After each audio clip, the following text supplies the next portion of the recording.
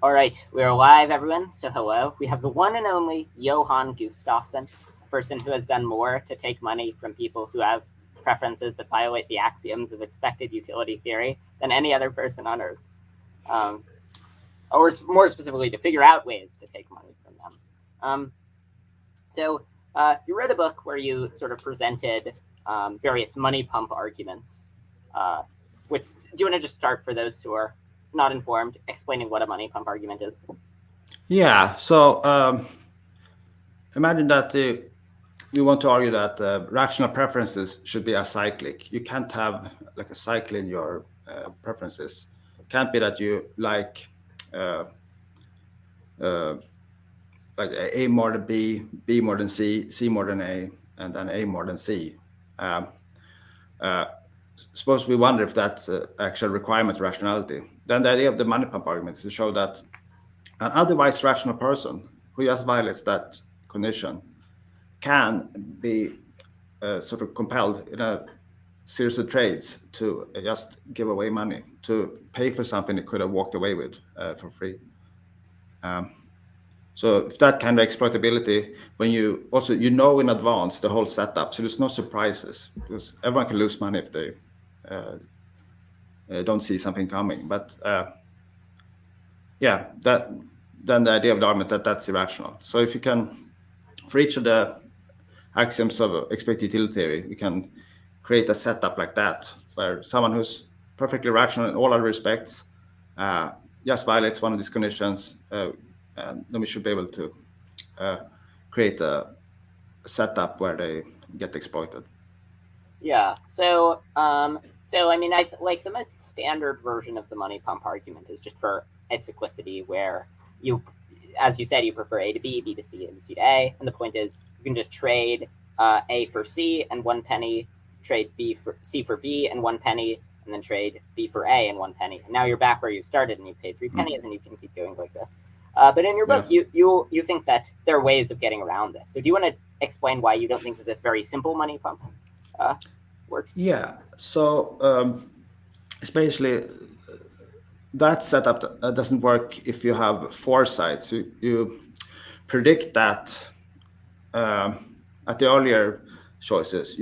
You look ahead and think about what would I choose at the future choices, because yeah, we're supposed to let the agent know in advance exactly what trades is going to be offered in what order and so on. So then basically, so in your case, you had first we have a trade from A to C, then a trade from C to B, and then a trade from B to A. Yeah.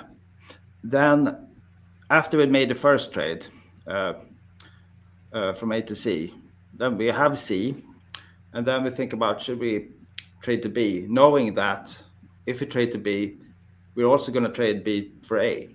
Uh, so then effectively, at that point, we have a choice between A and C, uh, rather than uh, if you just think myopically, what options am I offered right now? Then it seems like we have a choice between B and C. But looking ahead, you see that B will lead to A, and you do prefer C to A. So then you would walk away with C at that point. So at one point in that series of trades, you look ahead and see that accepting the trade is not actually in your interest, taking account what you would choose at the future nodes. Yeah. So, what do you think about the following idea? So, the thought would be that the fact that some action opens up more worthwhile trades for you cannot count against it. So, like there are going to be cases in which the fact that an action opens up future choices for you is going to count against it. So, for example, suppose you're deciding whether or not to go to a party, and you know that when you go to parties, maybe going to a party by itself is worthwhile, but you know that there's a high probability that like you drink and that would turn out to be not worthwhile. But the thought is that uh, the fact that some action gives you an extra good choice can't count against it. And so if we accept that, combined with uh, the decision tree separability, which says basically that uh, your past choices, like the only things that you should care about in your choices are the things that you can reach from the decision node that you're at, rather than what Mm-hmm. happened in the past. If we combine those, we basically just get an argument for myopic choice. Not quite for myopic choice, but we get an argument for why. Like, so ordinarily, if you were considering trading B for A, it wouldn't be irrational. And then the thought is, well, the fact that it gives you extra good choices, that doesn't count against it. And so, therefore, it's not irrational to trade B for A. Yeah, so you have we should sort of just be dynamic consistent. We should choose as if we had a one-shot choice between all the the outcomes of all the different strategies or plans that are available. Is that the idea? So basically, you can just, when you have these decision trees representing the setups, you can just flatten them to a one-shot choice between any of these available outcomes. Is that the idea? No, so the idea is just that, so if we consider a case where, so like, let's imagine that you were considering trading for A for C, well, it seems not irrational to trade A for C in an ordinary case. And then you find out that after you trade A for C, you'll have the option to trade C for B and the option of trading B for A and so on and so forth. Yeah. The thought is that learning this new fact can't count against the trade, because learning that some trade opens up future good deals does not count against the trade. Yeah, but, well, if you have expect utility fulfilling preferences, it won't be a problem. But yeah, given that you have cyclic preferences, then those X alternatives can be a problem, as this kind of case shows. So if you're willing to just accept that sort of consistent principle that adding new options shouldn't change or make a option worse than it would have been without that, then you'll have another argument for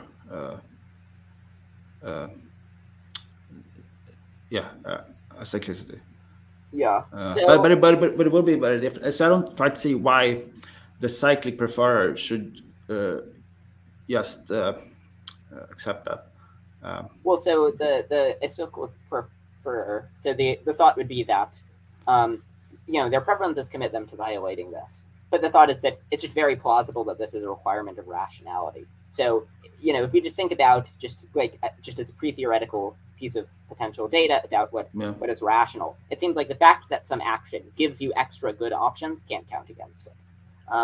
Now, I agree that the acyclic preferrer will have to deny this, but the claim is just that, in a similar way, the acyclic preferrer could deny one of the principles that you use to derive the money pumps. The question is just about the relative plausibility. So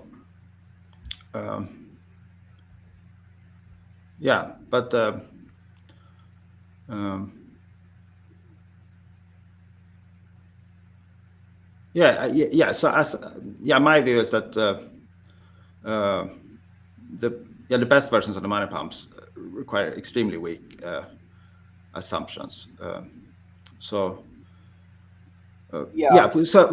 money pumps are very similar to this dynamic consistency argument, where you just think that your choice behavior when you have a sequence of choices should be the same as if you had just a one-shot choice between all the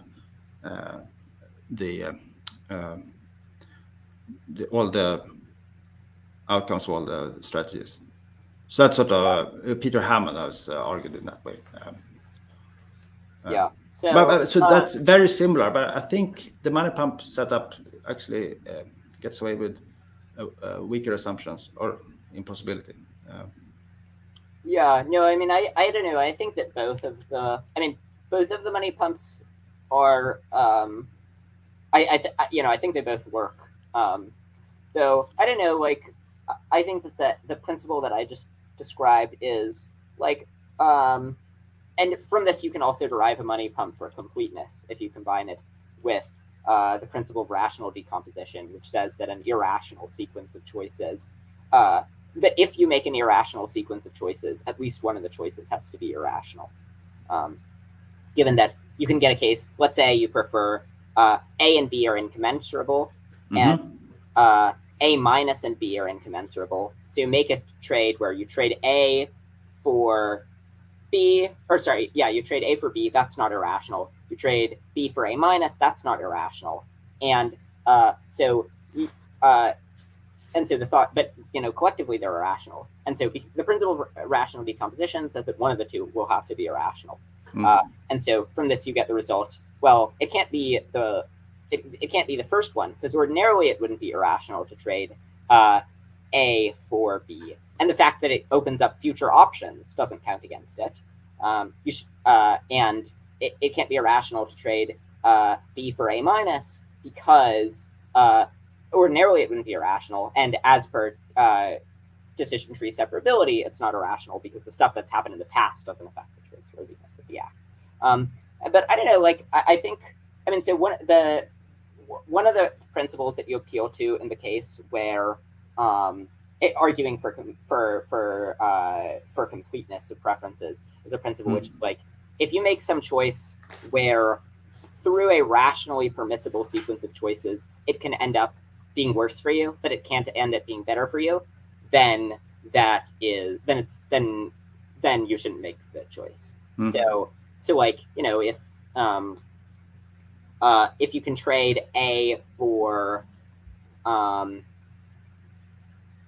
let's say A is incommensurable with both C and B, and A minus is worse than A.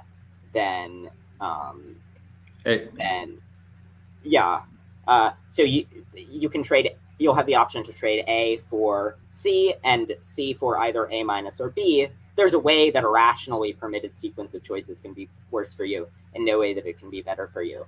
And I don't know. I mean, I think that's right, but that seems roughly as obvious as the principle that the fact that choices give you extra future options can't count against it.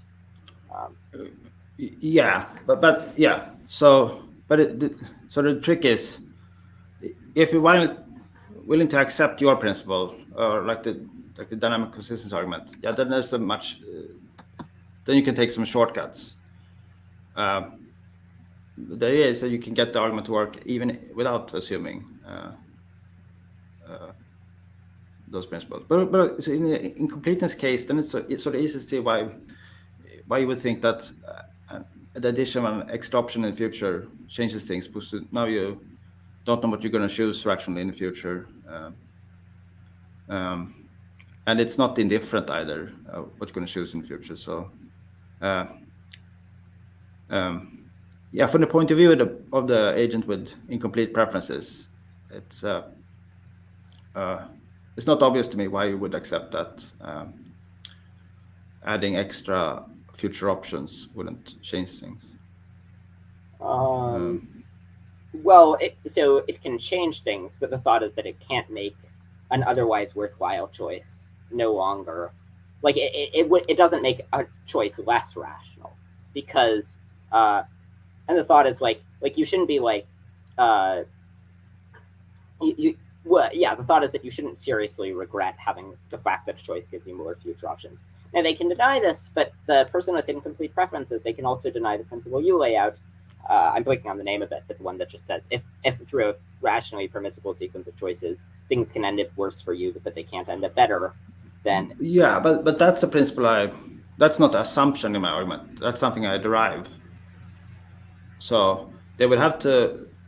Yeah, I think it is... the principle of rational decomposition, the one you mentioned, that in a sequence of choices, if your credences and preferences are rational, if the sequence is irrational, one of the choices needs to be irrational. And then I assume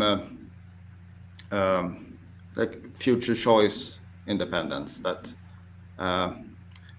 what's rational for you now shouldn't depend on what actually happens in the future. It can depend on your predictions and expectations of what's going to happen in the future, but not what's actually going to happen.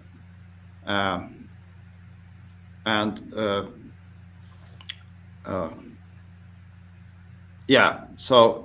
then decision tree separability. So you need to give up one of those. Oh, wait, sorry. Or just grant that ending up with A minus when you could have A is irrationally permitted.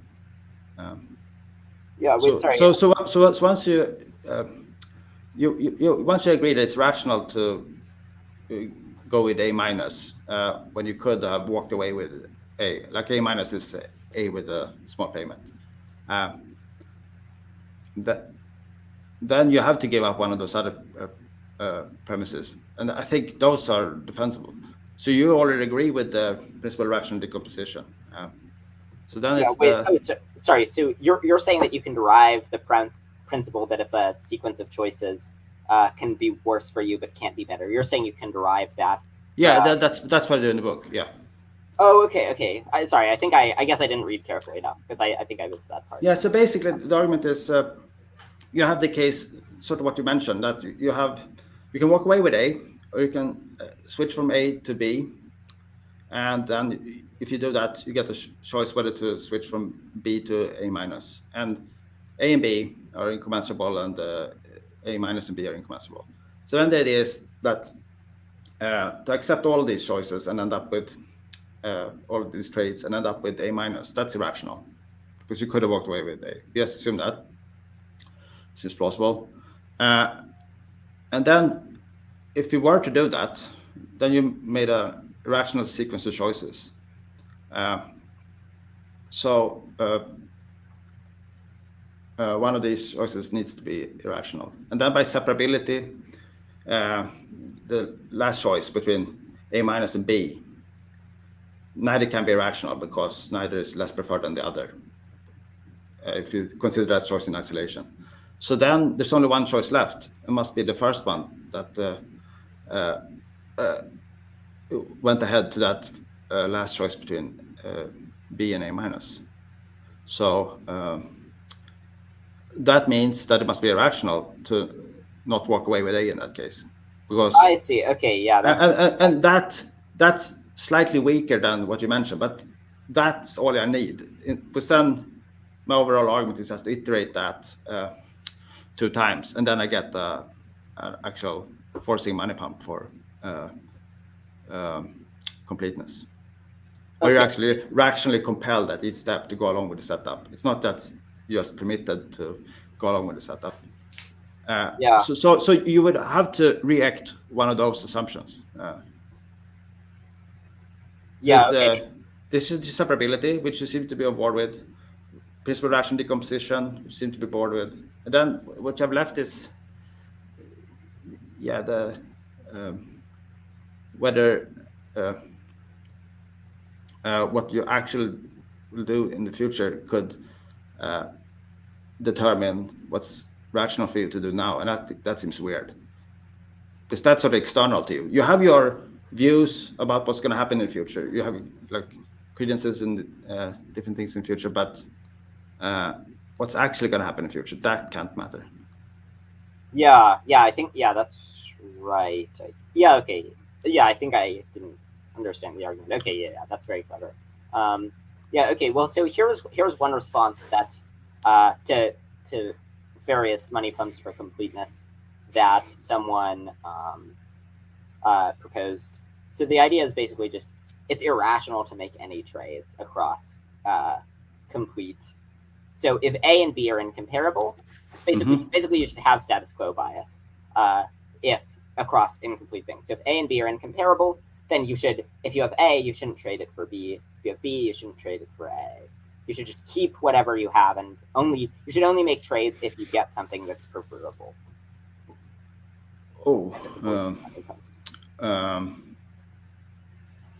So that would mean in a one-shot choice between A and B, if A is what you started with,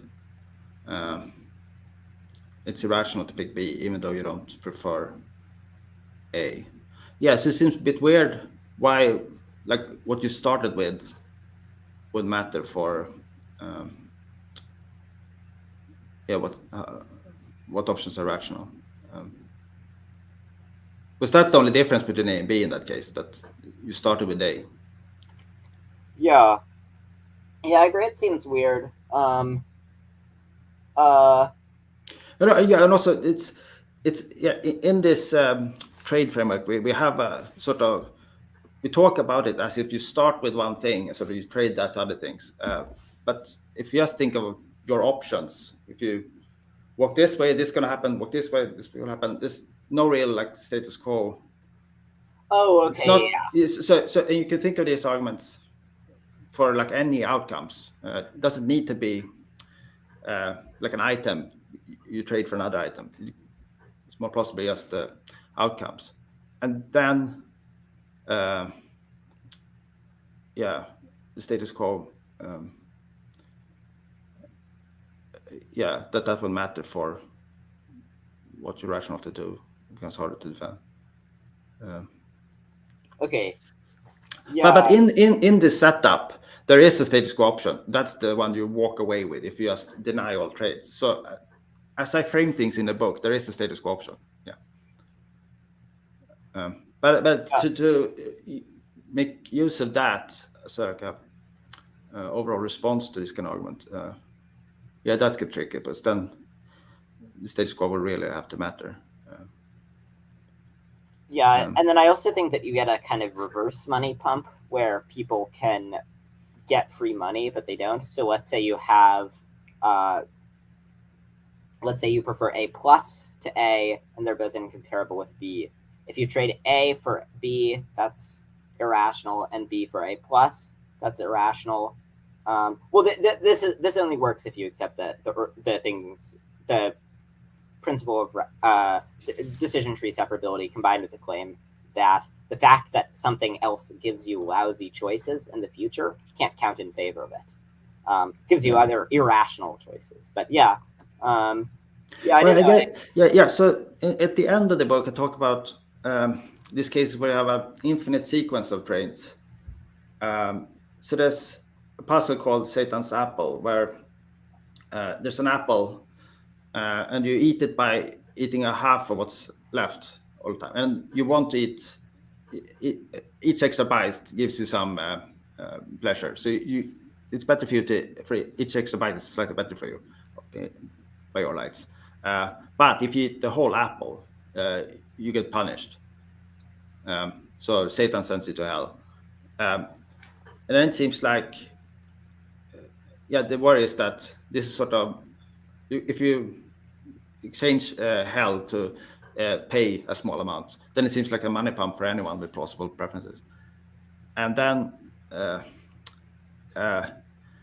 my best answer to that is that somehow status quo kicks in, and you should just walk away at the beginning. So, in some tricky cases with infinity, it seems like status quo matters, because otherwise, why not just have an extra byte? But of course, if you have foresight, it can't be that you're required to take all the bytes. I don't think it's a valuable money pump, because you should. If that were true, then at the first choice, you know that starting to go along with this and taking another bite of the apple, the first bite, will lead to you eating the whole apple, and that's really bad. So you should just walk away using foresight. Yeah. But then you can change it so that the first option where you walk away costs a little bit.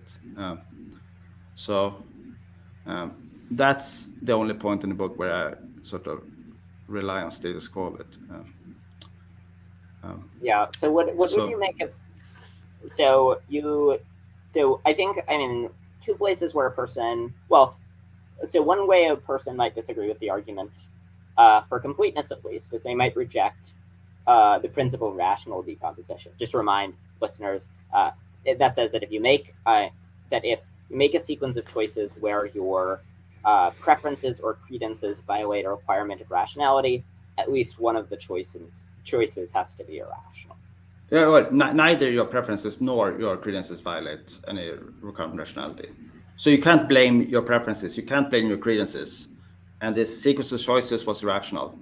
Then the principle says that one of those choices has to be irrational. Yeah. So a person might say, look, maybe the irrationality of the sequence is it's a property of the sequence as a whole. So it's none of the actions is individually irrational, but individually non-irrational actions can end up being irrational when taken together. So, for example, so like, I mean, there Yeah. seem to be cases where you can get a similar thing when it comes to permissibility. So it might be that action A is permissible, is like a little bit wrong, but it's permissible, and action B is a little bit wrong, but it's permissible. But the actions together are impermissible. They're so wrong that they end up being impermissible. So the thought would be that you can get a similar structure when it comes to morality. Yeah. So I agree there are cases like that when you think about different things you can do at the same time. Um, but the thing is that the sequential nature here matters a lot. So it's sort of fixed what other options you have taken earlier. Uh, and that I think blocks all the analogies with uh, very similar cases. Seems to combinations are wrong, but each individual thing was okay. But think about it like this. So suppose you made n minus one of the acts in this n choice long sequence.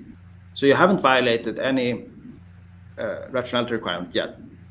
Uh, and then if you take that last step, then you violate the requirement of rationality. Then it seems very natural to me to say that, yeah, but then that act, which would result in you violating a requirement of rationality, then that act must be impermissible. So, Yeah, so it's the fact that all the other ones are already fixed because you already done n minus one choices. Now it's just this final one. And it seems like if that's the thing that makes you violate the requirement of rationality, it seems that that has to be rational. yeah, yeah. I think that's right, but like I don't know. It seems like what you might say is that um, so like I don't know. Let's imagine that we say that it's irrational to like you might think that basically that together a variety of different actions they together comprise an irrational action, but the one that pushes it over the sequence over the threshold into being irrational, that one is not that one itself is not irrational. So the irrationality is a product of the sequence. um, uh, but Yeah, no, I yeah, mean but so another argument is that, like, think of action guidance. Like when you act, you do something at a time. You make a choice at that time, and then make another choice at that time. Like this purely a temporal or over time requirement, which never, not even at the last step, where actually is this final step that violates the requirement. Not even at that step does it actually guide your choice away from violating that diachronic requirement. It seems like we want rationality to stop you from being exploited. And then if all rationality can say that, yeah, that overall sequence was wrong, but it, yeah, so you took all those steps, you made not A minus, and then rationality says what you did was wrong, but you said, yeah, but rationality, you said that everything I did at each point was okay. That seems weird. Like, if you want this, yeah, get some actual guidance that actually gets to avoid these irrational sequences, then it seems like that has to be translated at some point into a synchronic at the time recommendation. I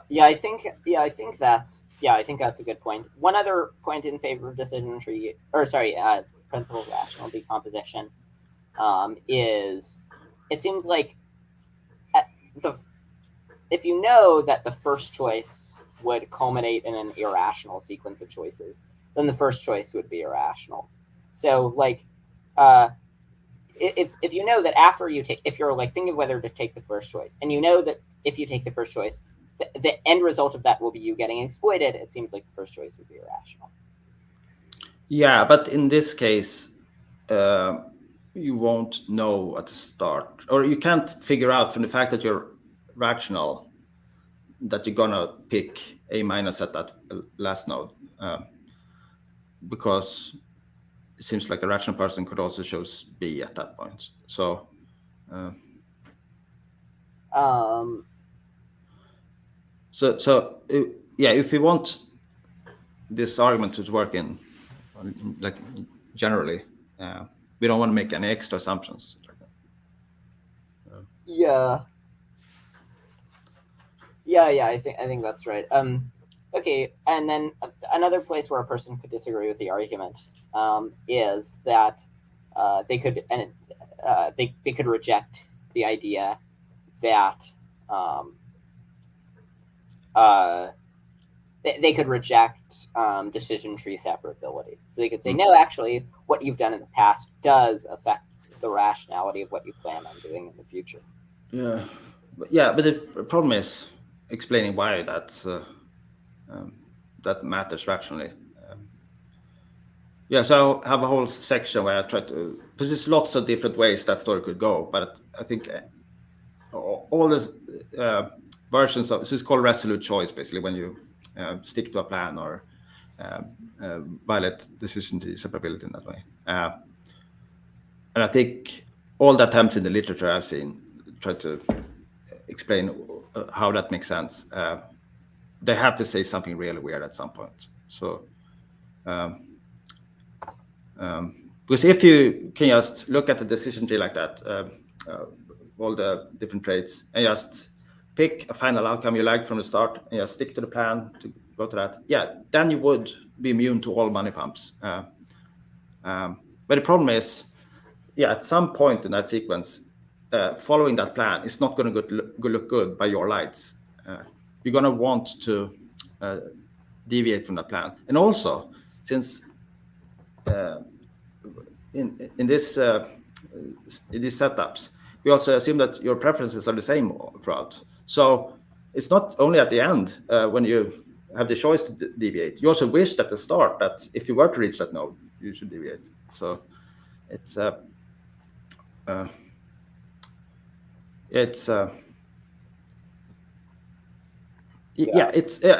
challenge for me is that if you like that kind of resolute choice where you violate decision tree separability, the challenge is, can you make sense of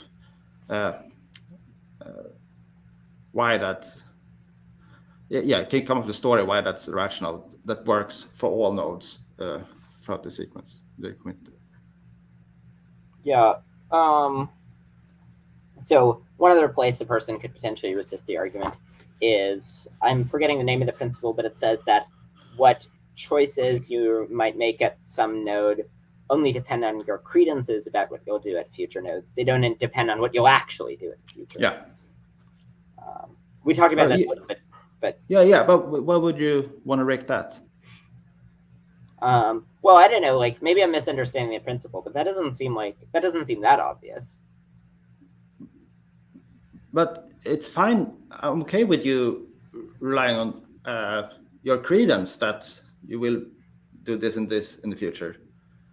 It can't be that in the future, when you actually pick A minus, that choice is what made you retroactively irrational in the past. This is it has to be like what's rational for you should sort of supervene on your state of mind at that node, not be made true that you were rational or rational finally when I choose at a later time. So I think it's pretty fundamental. Like, if you think of decision tree as like you have your subjective credences and preferences right now, and sort of that determines what is rational for you to do now. So this would violate that. It would sort of depend on some fact about the future, which you don't know. Okay, that seems right. No, I mean, I think it's very hard for the person who has very preferences that violate various axioms of expected utility theory to avoid the money pump argument. Do you want to lay out briefly the money pump for independence?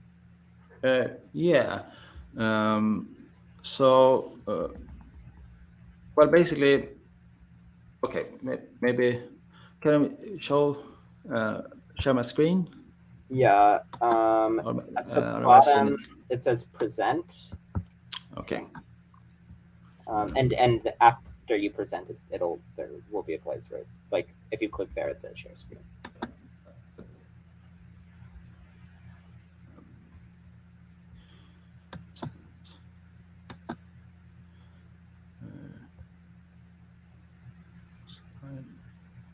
Wait. Oh.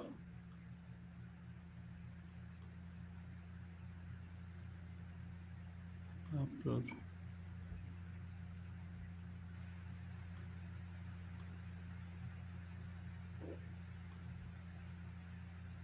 Maybe this is harder than I thought it was. Okay, maybe skip that. Okay, so yeah, so maybe just explain what independence is. So it's basically if you prefer x to y, then if you mix up x with some third prospect z with some probability, and mix up y with that same prospect z with some probability, then if you preferred x to y, then it shouldn't be that you have the reverse preference between the mixed ones. You shouldn't prefer y mixed with z to x mixed with z. Like mixing two option prospects with a third thing with the same probability should sort of preserve the preference, or at least not reverse it. So yeah, the idea behind the pump is that you if you can I can share my screen and can you do that? If you can show page 55 from the book. Yeah.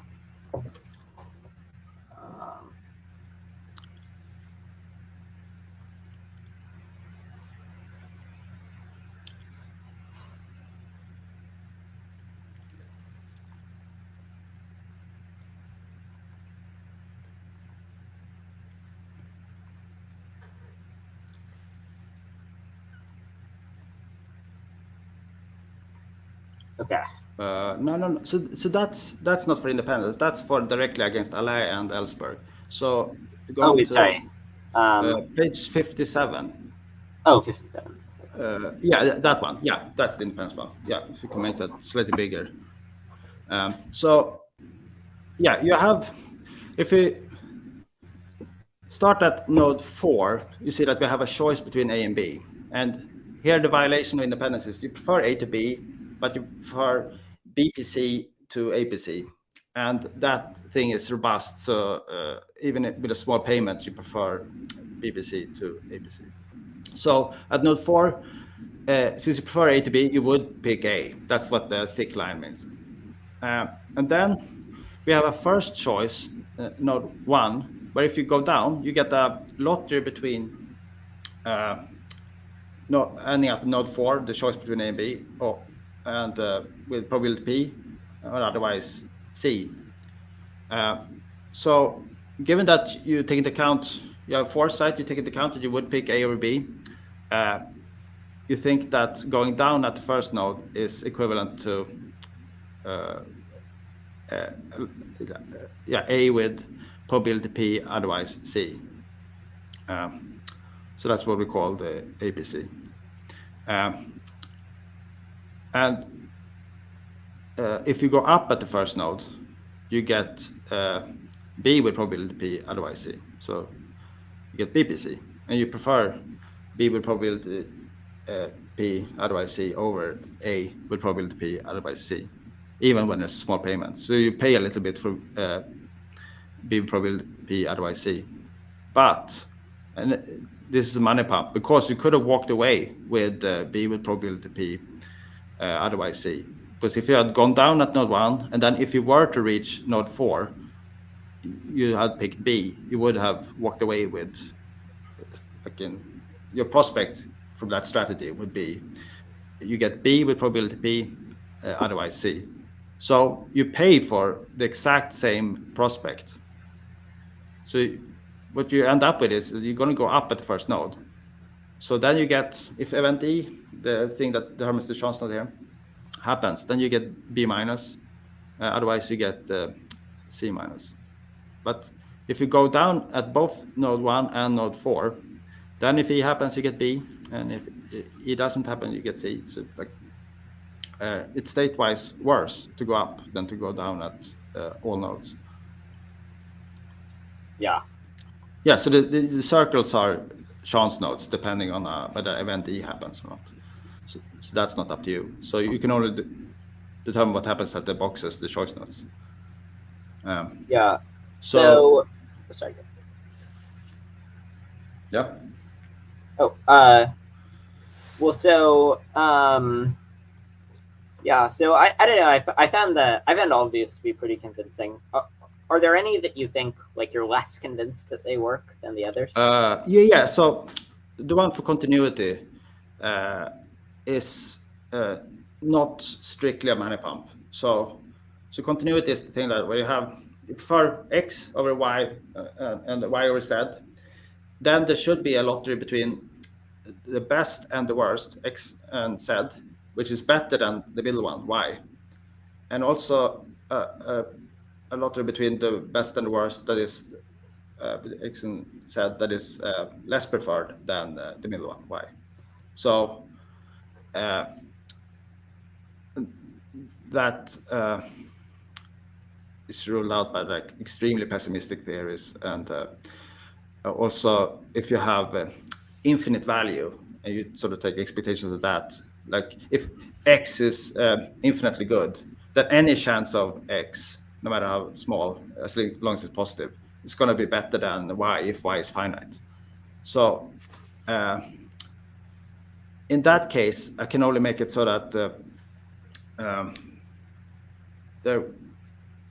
given that you will pay a fixed amount for an arbitrarily small chance of getting your preferred alternative. And yeah, I think that's irrational. But I see you could respond to that if the thing you prefer is infinitely good, then any extra chance of that it should be worth paying for. So that fixed amount should still be worth it, given any tiny probability. So that one, it seems clear it's impossible to create like a strict by my what I call money pump for continuity, because something like Leximin, a stochastic version of Leximin, where you sort of want the highest probability for the probability for the worst thing can happen should be as good as possible. Or the worst thing that happens should be as good as possible. And if you have a tie between two things, then you want higher probability for better things. So that satisfies all of the other requirements of rationality. So, or the other EU axioms. And it's clear that you would never get to pick something that's state-wise dominated, like A minus rather than A. So, yeah, so it's not just that I didn't manage to create one. It seems impossible to create an actual money pump for continuity. But I think what I present is sort of the closest you can come. We can fix an arbitrary amount, like 1 penny, and then you're willing to pay 1 penny, even if it's astronomically small, like 1 divided by a huge number in probability. But yeah, if you think that some options are infinitely valuable, then yeah, that could make sense. But it's weird. Yeah, well, you suggested that you don't think that there are options that are infinitely valuable. So, like, what about a case where some action might cause infinite, or like might bring infinite pleasure, for example? Yeah. Like, I mean, and that would be a case where I would just be willing to get almost money pumped for the arbitrary. I agree. Yeah. So I have no money pump argument against infinite values. So it's just that infinite values leads to this fanatic behavior that you. Basically all other values become irrelevant. All you should think about is how to increase the probability of this infinitely good outcome. But that's not a money pump. That's a different kind of argument. There are other arguments I think are compelling for continuity. Like one idea is that your inputs, like your credences and your preferences, are always a bit shaky. Like you don't know the exact probability of something is going to happen. And continuity, if you violate that, then there's going to be some arbitrarily small changes in your credences for stuff. That's going to have a enormous, it's going to flip from this being the rational thing to do to it's much more important that these things should be done. Like small changes to your inputs, like your credences and your how your values, is going to have an enormous effect on what you ought to do, and that seems weird. But that's also not a money pump. So I have a few non-money pump related questions. So one question that someone asked was, someone was curious if you had thoughts on the St. Petersburg paradox. Yeah, because if you have EU preferences and you face St. Petersburg paradox, you can sort of be money pumped. So whatever you win in the St. Petersburg game, you're willing to trade that to play again.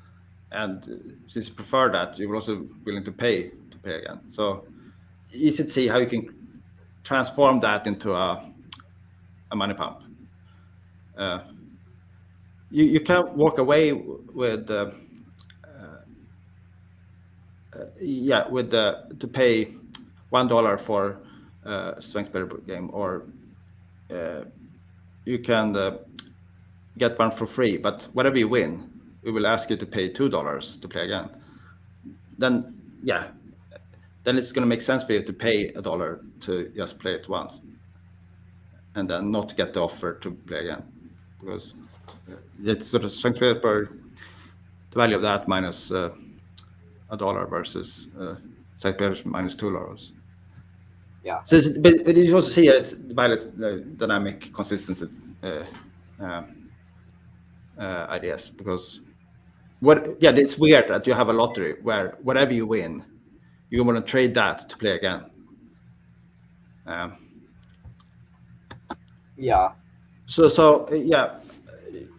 troubled by that, because so one idea I've been thinking about is that maybe you're not allowed to believe that you face St.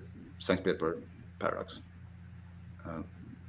So just like money pumps constrain the preferences it's rational to have, and then there are like similar arguments for why you should have credences that fulfill the probability axioms. You can't believe that heads or tails is 70-70. It has to add up to 1, and it has to have a certain structure, your credences. Maybe this is the lesson from this is that the credences and the preferences that makes it possible that you face that you have a positive credence in a St. Petersburg game are irrational. But that's harder to swallow than the standard money pump arguments and the sort of similar Dutch book arguments for fulfilling the probability axioms. But I'm sort of playing with the idea that maybe you're not allowed to believe it. Yeah. Because another options that a lot of people want is that you just have a cap on your utility function is bounded, and then it turns out that you can't create a St. Petersburg paradox.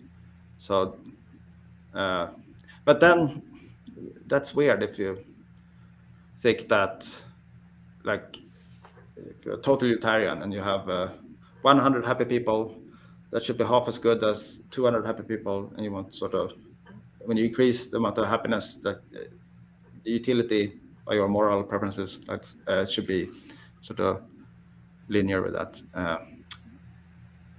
Yeah, and I think actually one that I just had, you can get a kind of you can show that in a modified St. Petersburg paradox, you can show that if a person goes with the cap view as their solution to it, that this requires violating a principle which says that what happens in other causally isolated universes doesn't affect the desirability of doesn't affect the worthwhileness, where we just have it be an where like you create one and a half chance of creating one person with 2 utility, 1/4 chance of creating a different person in a different universe with 4 utility, and so on and so forth. Yeah, but you're assuming utilitarianism and stuff like that. You care about what happens. You assume that your utility function, it matters for that utility function what happens far away. Yeah. Problem for utilitarians. I think So I'm just saying I think this is a problem for the cap view if one is a utilitarian. Though it doesn't just apply if you're a utilitarian. Like if you're a moderate deontologist and you think that pleasure is one of the things that matters, then you're also going to have to think something about the scenario. Yeah. I think the St. Petersburg paradox is kind of difficult, and I think I like the outline of your solution, but I'd be interested in reading more about it. So the worry is that physics might tell us that, for all we know, the physical laws allow St. Petersburg paradox to happen. So shouldn't you have some positive credence in St. Petersburg paradox? And then once you have that, you can sort of get the paradox going. But there are other cases where sort of physics seems to allow Boltzmann brains. So it seems like you should have some credence that you are a Boltzmann brain. But then, like Sean Carroll's argue that that's self-undermining, because if you're a Boltzmann brain, you wouldn't have reasons because you just randomly generated. So you shouldn't have any trust your reasoning at all. So you shouldn't have any credence in. Credence would be bad in that case. So it seems like there are cases where we allow that something is possible, but you shouldn't have any credences. So even if physics seems to allow St. Petersburg paradoxes, one could say that it should still be something you give 0 credence. Yeah. But it's tricky. You have to say something weird. It is a problem. Yeah. So you have elsewhere defended my favorite theory, and I mean that in 2 sentences. One of them is that my favorite theory is utilitarianism, and you think that's true. But the other one is you've defended a theory called my favorite theory, which says basically that when making decisions under moral uncertainty, what one ought to do is what is prescribed by the moral theory that they have the highest credence in. So if you think that there's a 55% chance utilitarianism is right, your actions should be guided entirely by utilitarianism and not at all by other views. So I since then had second thoughts. So I have a follow-up paper called Second Thoughts About My Favorite Theory, where I take it all back. So basically the worry is that basically you can create sort of a money pump against my favorite theory. So the case is that there's a new philosophical paper that's just come out, and it's either defends utilitarianism or it's a new really good objection against utilitarianism. So you know that after reading this paper, your credences in utilitarianism will go up or go down, but you don't know which direction. And suppose that right now you're 50-50 between utilitarianism and Kantianism. Then in those kind of cases, I show that conditional on every moral theory that you have positive credence in, you would have less expected moral value than if you did the opposite to my favorite theory. And I think that's sort of decisive against the view. So, and that doesn't require any intertheoretic comparisons, because we sort of assume utilitarianism is true, or conditional on utilitarianism being true, then expect moral value following my favorite theory will be lower than doing the opposite. Assume Kantianism, or conditional on Kantianism being true, then we have a lower expected moral value using my favorite theory. So, yeah. Because basically the trick behind it is that you create the stakes so that there's more at stake on the theory when it's not your favorite theory. And then you have two scenarios. One where utilitarianism is going to be a future favorite theory because the paper defended utilitarianism. Another one where Kantianism is your favorite theory, and then you just make the stakes higher on utilitarianism when it's not your favorite theory, and the stakes on Kantianism higher when it's not your favorite theory. And then, yeah, you get a behavior that looks bad from all theories which have positive occurrence. So now it's your least favorite theory then from your favorite theory. Well, yeah. So now I don't know what to say. So it seems like to get out of this kind of problem, you would need basically for the same reasons with the money pop arguments work. What you need is some kind of expected moral value, but that requires intertheoretic comparisons of value, and I'm still. So that was one of the main arguments in the first paper where I defended the theory. Why I want to go with that, because that doesn't require to compare how much the value differences according to this theory. How do they compare to the stakes on another theory? Because that seems, almost meaningless to make those kind of comparisons. But that's exactly what you need to do if you follow expected moral value. But another possibility is that maybe you just have to be certain in a moral theory. That's what's required by rationality to get out of this kind of problems. So, and that's also fits. That's sort of what Kantianism believed. That they believe that sort of rationality forces you to sort of figure out Kantianism. Yeah. And also, So I think, I think there are issues. Yeah, making decisions under moral uncertainty gets extremely tricky because, like, it's just totally different paradigms for deciding whether actions are worthwhile. So you're a utilitarian, I think. Yeah. Right? Well, yeah, a lot of credence in utilitarianism. Okay. So do you want to just like explain in a nutshell why you're attracted to utilitarianism?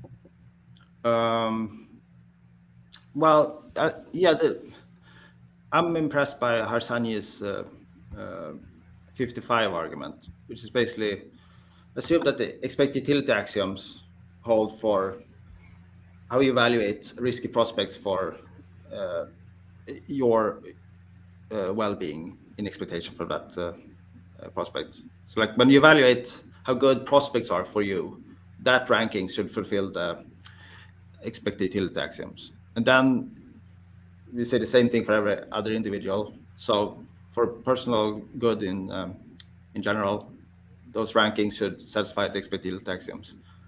And then the next step is that the overall moral valuation of prospects should also satisfy the EU axioms.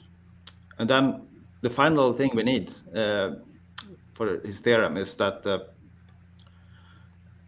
what John Broom calls the principle of personal good. If prospect X is at least as good for all individuals as prospect Y, and X is like better for at least one individual than Y, then X should be morally better than Y. So from that, it follows that the moral ranking has to be represented, has to be able to be represented as a sum of utility functions for each individual's personal good from representing each person's personal good of the prospects. So that's not quite utilitarianism, or depending on, but you get sort of the additive structure of utilitarianism. You get that already. So why is this not utilitarianism? Yeah, because utility is just like the expected utility theorem you get from the Manipap arguments in my book. Doesn't get that you actually take the expectation of hedons or money or something like that. It only gets that your preferences of prospects can be represented as by a utility function that assigns like a value to each outcome, and you take the expectation of those utility numbers. But it's pretty close to utilitarianism. And if you then, we already ruled out roles and approaches and lots of ethical theories. So everything that's left has to be sort of share this additive structure of utilitarianism. So I think that's a strong start, because you can see why I like it, because if you think you can defend the EU axioms with money pumps and you accept those arguments, then the first two premises are, you run that reasoning for personal good, and then you run it for the moral evaluations, and then the principle of personal good, that's just a dominance principle in terms of individual good. So that's, you could deny that, but it's very compelling. It's in everyone's interest if we fulfill that principle. Yeah, it's in everyone's interest if they're behind the veil of ignorance. Yeah. If you're behind the veil of ignorance, that should be a no-brainer. Not because that principle is sort of super appealing to you, no, because if it's violated, you know that it's going to be worse for everyone, including you, because you're someone. So So this basically requires appealing to a veil of ignorance and then saying, from the standpoint of everyone behind the veil, the exception.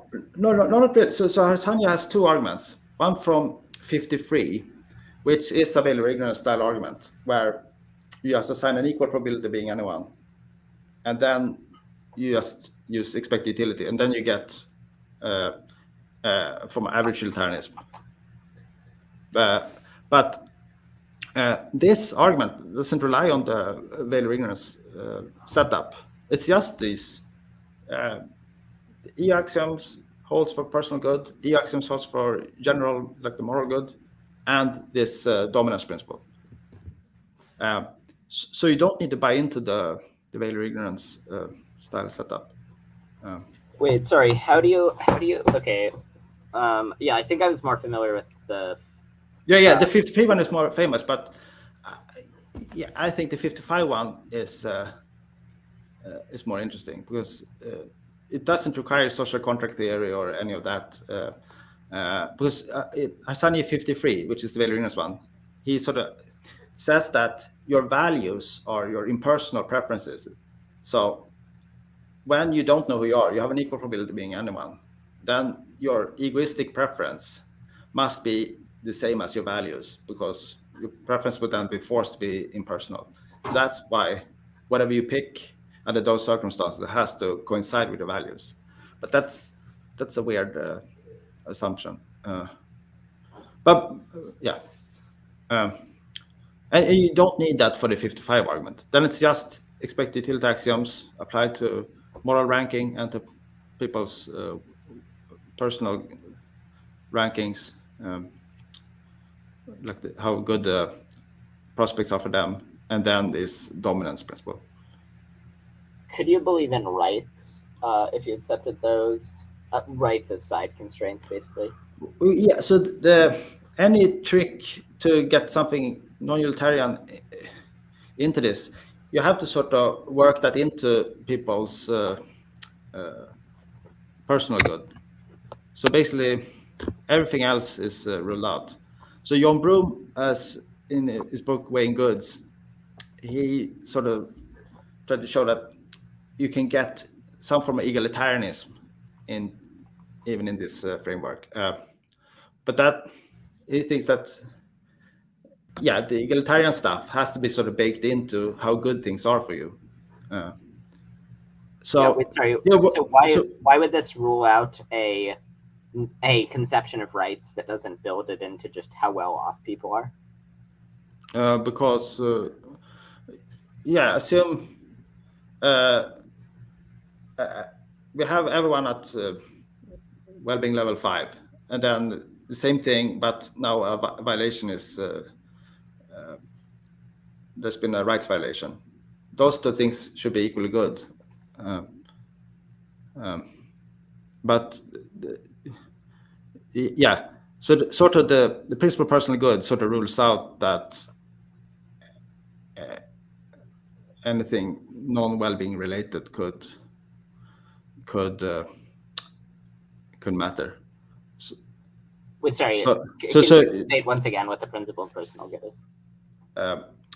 If it's at least as good for everyone and better for someone, then it's better morally overall. So then if you have something that in your ethical view, which is independent of how well off people are, then you should just be able to play with that and hold people's welfare fixed, and there should be a change. But that's sort of ruled out by the principle of personal good. Okay. Well, wait. So the principle of personal good seems like so it sort of makes everything supervene on your, at least in combination with other axioms, supervene on your individual's welfare. So people who want to reject this kind of dominance, they use arguments like that, like the leveling down objection. It could be better that everyone is equal than you improve lives for half the population. That's better by the principle of personal good, but you created inequality, unless of course we build inequality into the well-being like John Broom does. But I think that's a bit weird. Yeah. Wait. So okay. Sorry. So it seems like the principle of personal good, that's a principle about axiology. But so you might say, so how do you get from that principle about axiology to like thinking that it can't be a side constraint on acts? Oh okay. So I was assuming consequentialism here. So if you think that you can be utilitarian about values, and then you have side constraints on top of that, then you're fine again. So this is Harsanyi is 55. That's purely about axiology. But you need to give up consequentialism. Like you have a choice between A and B, and A is by your lights better than B, and then you still think it's okay to pick B. I think that's a bit weird. But Harsanyi doesn't help you with that. That's just the values you get. So the thought constraints. Is this is a way to get from consequentialism to utilitarianism. Or to the additive structure of utilitarianism. So you get that we can represent the moral evaluation of prospects as a sum of individual utilities from the prospect. Okay. And that's it's you're getting pretty close to utilitarianism. You're not quite there yet, but you're getting pretty close. Okay. And so what arguments for consequentialism do you find convincing? I mean, you mentioned just the intuition that it seems weird to think, it would be great if like the world would be a better place if you took this act, but nonetheless you shouldn't take it. Yeah, sort of. Yeah, but what's the point of values if they don't guide your choices? Yeah, it's a bit. I haven't thought a lot about that why actually, but I think maximization in general is really plausible. Like this is the best thing you can do. Uh, then you ought to do it. You should do the best we can. But yeah. Yeah, and I think maybe you could get, so if we accept Harsanyi's 55 proof, Yeah. and if we combine that with the thought that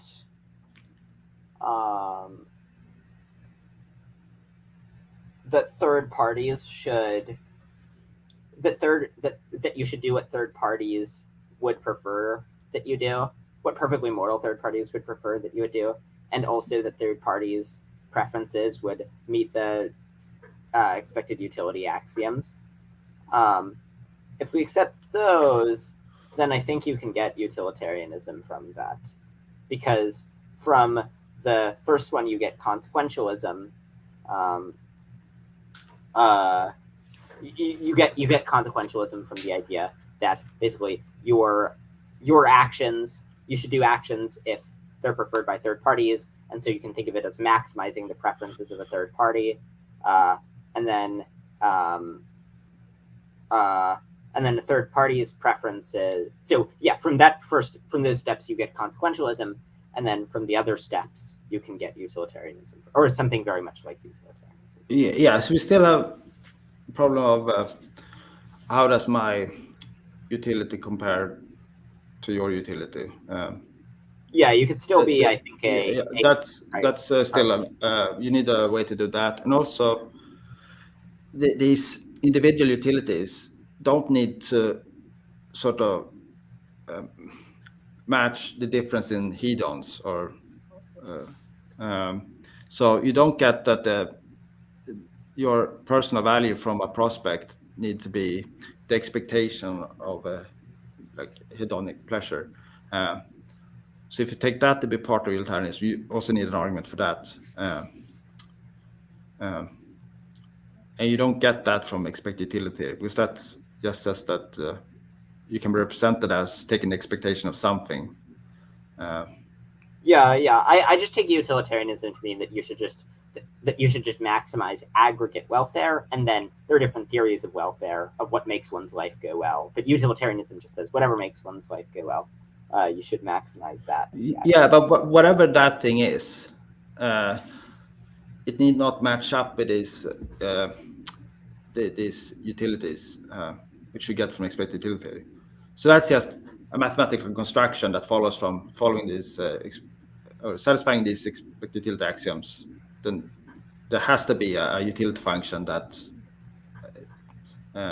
values things by the expectation of something that matches your view about prospects. But we need entirely separate arguments to argue that that thing matches up with the expectation of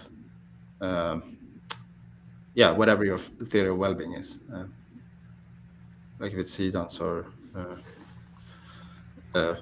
some list of good things, or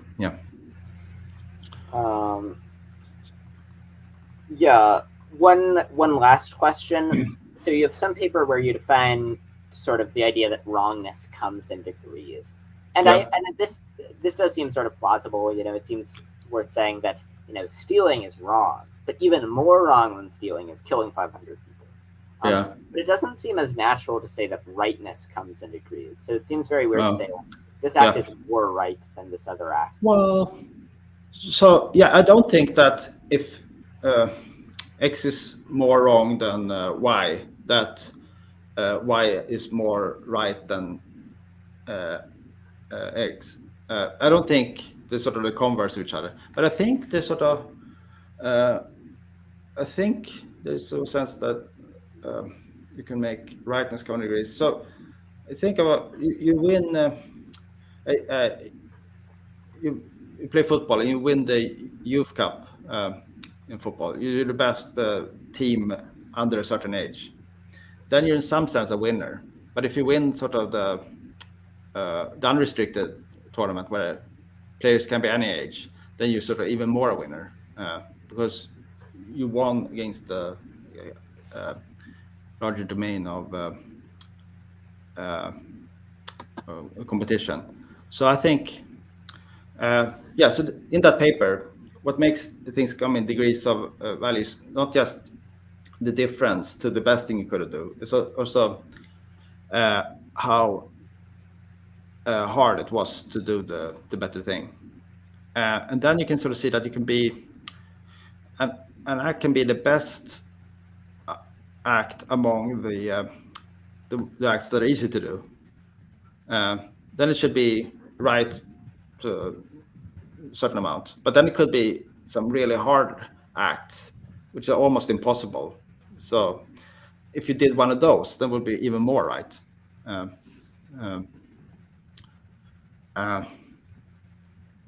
Yeah, that's how I would explain degrees of rightness. But yeah, I don't really know why that's important, because I think what we want is just a choice function. You have these options. You're okay if you do this behavior. So that just guide your choices. It's a bit unclear to me what's the point of degrees of rightness and wrongness. Even though it's fun to think about how a consequentialist can make sense of those claims like that Hitler's act was extremely wrong, but you coming slightly late to our meeting or something like that, that's wrong, but it's minor wrong. Yeah, it's good that we can sort of, in principle, cash out claims like that, but if you just think of ethics, we want sort of a constraint on behavior, then those degrees aren't really all that important. Yeah. All right. I don't have any other questions. Thanks so much for appearing. Yeah. Thanks for having me. All right. Have a good one. Thanks for watching, everyone. Thanks.